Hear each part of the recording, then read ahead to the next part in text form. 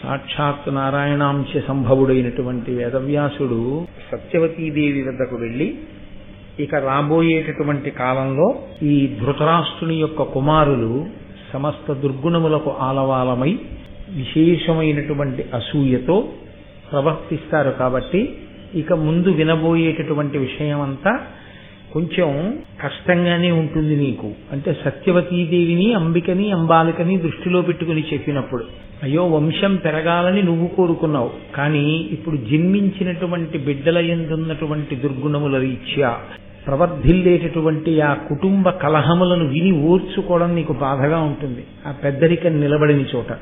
అందుకని ఈశ్వరుని యందు మనసు లగ్నం చేసి చక్కగా తపస్సు ప్రారంభం చెయ్యమని చెప్తే ఆవిడ కోడండ్రైనటువంటి అంబాలిక అని తీసుకుని అరణ్యానికి వెళ్లి పరమేశ్వరుని యందు మనసుని లేపి తపస్సు చేసి స్వర్గలోకాన్ని పొందింది.